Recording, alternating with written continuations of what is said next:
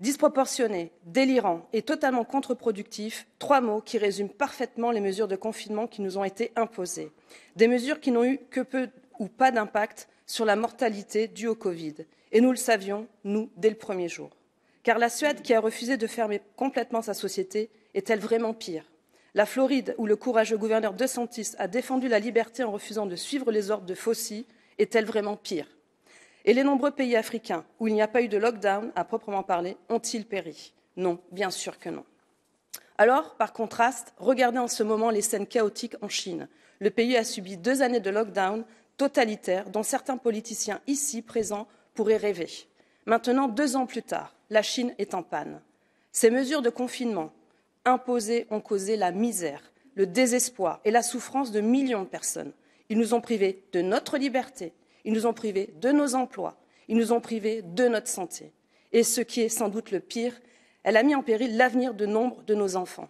À ce jour, des tonnes de rapports ont été publiés, suffisamment pour remplir une bibliothèque entière. Tout confirme les dommages causés au bien-être de nos enfants. Fermeture d'écoles, mesures de confinement, masques, absence de contact direct, perturbation des services de santé mentale.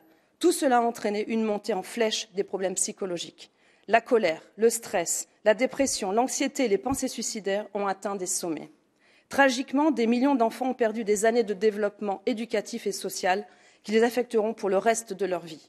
Une grande partie de ce développement est peut-être irréparable. Les dommages que ces mesures tyranniques ont causés au fondement même de nos sociétés libres et démocratiques sont également difficiles à réparer. Si ces lockdowns nous enseignent une leçon, c'est que nous ne pouvons jamais, et je le répète, jamais considérer notre liberté ou même notre propre santé comme allant de soi. Les droits fondamentaux seront piétinés à la première occasion par les élites qui nous gouvernent.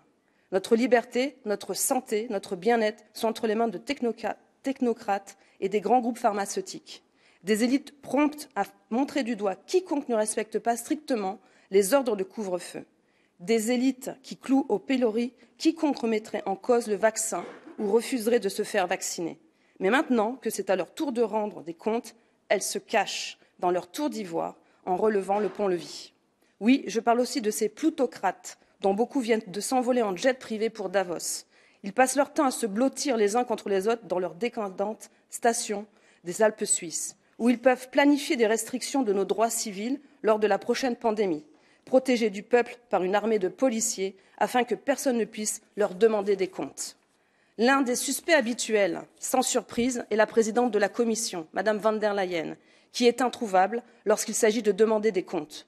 De quoi a-t-elle discuté lors de ce Davos avec le PDG de Pfizer lorsqu'elle a distribué 35 milliards d'euros de notre argent pour acheter des vaccins? Personne ne le sait. Le médiateur, la Cour des comptes, le Parquet européen, les États membres, ce Parlement et les citoyens, tous attendent encore des réponses. Mais nous continuerons la chasse pour découvrir la vérité, aussi longtemps qu'il le faudra, pour que chacun d'entre eux, au sommet de la galaxie européenne, rende des comptes de ces doctrines de verrouillage et de vaccination. Pour les enfermements, les vaccins obligatoires, les passes Covid, ils nous enseignent des leçons très importantes. La liberté n'est pas gratuite et elle n'est pas de droit. Que les droits civils ne peuvent jamais être considérés comme acquis. Que ceux qui gouvernent refusent d'être tenus pour responsables. C'est pourquoi nous devons prendre position et défendre nos droits. Et avec le soutien de tant de personnes, nous continuerons. Je vous remercie.